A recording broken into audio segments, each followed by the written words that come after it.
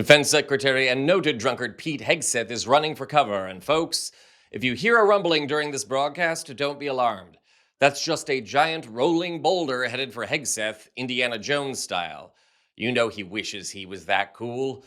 Welcome to Occupy Democrats, I'm David Reddish. And once again, if you haven't heard it enough, please subscribe to our channel right now if you haven't. We'll keep you up to date, and you'll keep us fighting back against the Republican authoritarian takeover. And speaking of Republican idiots, let's get back to Pete Hegseth, shall we? If you've been watching the news this week, you know Hegseth is having a rough one. Over the weekend, word got out that on September the 2nd, Hegseth had ordered the military to kill 2 shipwreck survivors in the Caribbean. Their boat, which, according to the Trump administration, was carrying drugs, was sunk by American missiles. However, according to military law, any survivors of such an attack are meant to be treated as prisoners of war. Killing them in a second strike constitutes a war crime. Nevertheless, Hegseth continues to argue that he did nothing wrong. Though, does anyone else find it distressing that his story keeps changing?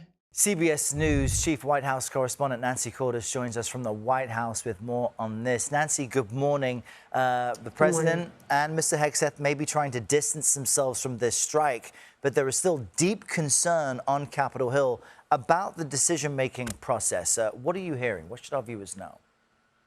Yes, there is still deep and bipartisan concern on Capitol Hill, Errol, because, first of all, the story from the administration has changed. Initially, the president said there was no second strike. A day later, the White House says there was a second strike. The Pentagon initially said this entire narrative is false. Then they confirmed significant parts of the narrative. Oh, it gets worse. Much worse. Don't go away. The news of this second boat strike and a possible war crime comes as Hegseth faces an Inspector General report that reveals he put American service people at risk by leaking classified information in a Signal chat earlier this year. For more on that, see our other videos here on the channel. Back to the boat strike. The issue of a potential war crime has attracted, somewhat amazingly, bipartisan criticism. Heck, even over on the right-wing squat box we call Newsmax, one of Hegseth's former colleagues turned on him. This is an act of a war crime, ordering survivors who the law requires be rescued instead to be murdered. There's absolutely no legal basis for it. Everybody along the line who did it, from the Secretary of Defense to the Admiral to the people who actually pulled the trigger, should be prosecuted for a war crime for killing these 2 people. And if that's not enough to make Pete Hegseth panic, stay tuned. It gets even more disastrous.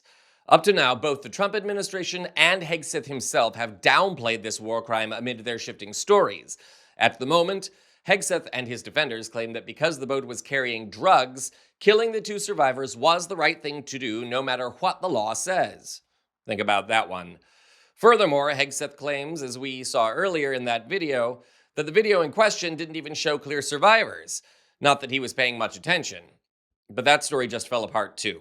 Earlier today, the House Intelligence Committee reviewed recordings of the boat strike as well as confidential intelligence regarding its cargo. And while that information is not public yet, one congressman has revealed the details. Following the briefing, Representative Jim Himes of Connecticut revealed what he saw on that tape and why Hegseth is in way over his head. But what I saw in that room was one of the most troubling things I've seen in my time in public service. You have 2 individuals in clear distress, without any means of locomotion, with a destroyed vessel, who were killed by the United States.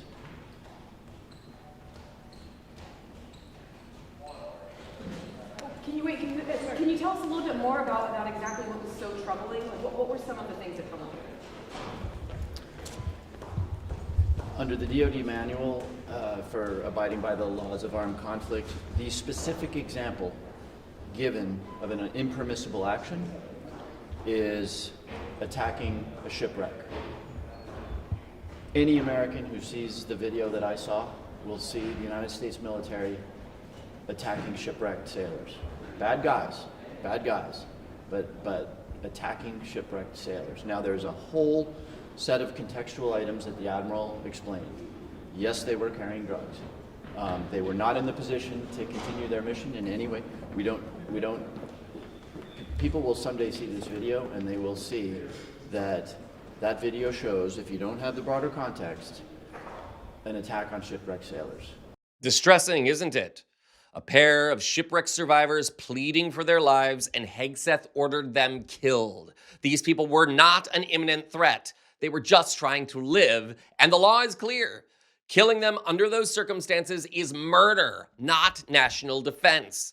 The only thing that amazes me more than how bad Hegseth looks at the moment is that he's kept his job this long in the first place. The man is not qualified to be Secretary of Defense. He's a Fox News host with a history of embezzlement, alcoholism, womanizing, and domestic abuse.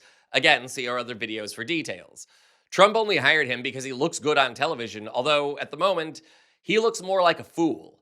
And if Trump is smart, okay, we know he isn't, but if he has any political sense left whatsoever, he will fire Hegseth before the end of the year. The man is only a stain on a sullied administration, and if Trump wants to avoid a military trial or any other embarrassing reveals, cut Pete loose right now. And Drinky Pete, if you're watching, prepare to get crushed.